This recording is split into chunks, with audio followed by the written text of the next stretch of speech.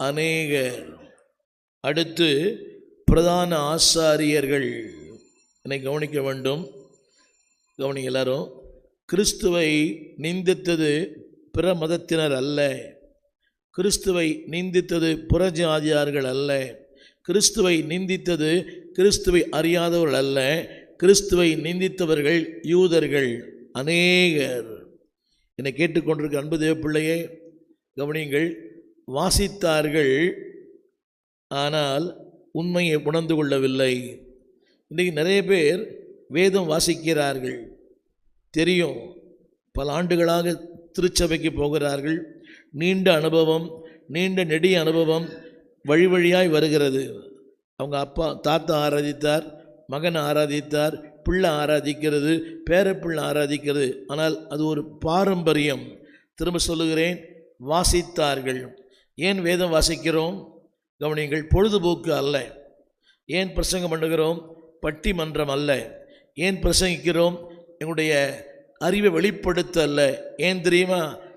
அதாவது எது எழுதியிருக்கிறதோ அது நிறைவேறும்படி கர்த்தர் நம்மை இந்த நாளில் கொண்டு வந்திருக்கிறார். சொல்லுங்க, வாசித்தார்கள், எழுதியிருந்தது, ஆனால் பரியாசம் பண்ணினார்கள். அடுத்த வார்த்தையை நான் படிக்கிறேன். அடுத்த வார்த்தை எழுதப்பட்டிருக்கிறது அங்கே 23ஆம் வசனம். போர்ச்சேவர்கள் இயேசுவை சிலுவையில் அறைந்த பின்பு, நிறைய சம்பவங்கள் போட்டிருக்குது, நிறைய சம்பவங்கள். ஒரே ஒரு வார்த்தை ஆங்கிலத்தில் போடுவாங்க. நம்பர் ஒன் சிலுவையில் நடந்த கொடூரம். அடிக்கப்பட்டார், நொறுக்கப்பட்டார், உமிழப்பட்டார், வஸ்திரங்கள் பங்கிட்டு போட்டுப்பட்டது. 24ஆம் வசனம். 24 அவர் உடையின் மேல் சீட்டு போட்டு உடைகளை கூட பங்கிட்டு கொண்டார்கள். உண்மை சொல்ல வேண்டுமானால் இயேசு சிலுவையிலே நிர்வாணமாய் மரித்தார். இதுதான் உண்மை. அன்பான தேவ பிள்ளையே, இது யாருக்குமே நடக்காத ஒரு கொடுமை. ஆனால் அந்த கொடுமையிலும் ஆண்டவர் உங்களுக்கு எனக்கும் ஒரு மாபெரும் ரட்சிப்பை உண்டு பண்ணினார். ஆமேன் சொல்ல மாட்டீங்களா? ஆமேன் சொல்ல மாட்டீங்களா? அதாவது ஒருவர், கவனிங்க எல்லாரும், அதில் வசனம் போட்டிருக்குது. அந்த வசனத்தை 26 யோவான் 19:20 அதில் ஒரு வார்த்தை இல்லை.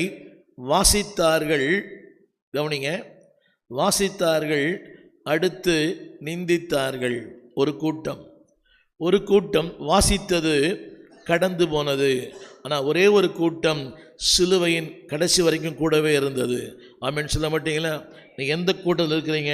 வாசித்து பாருங்கள்.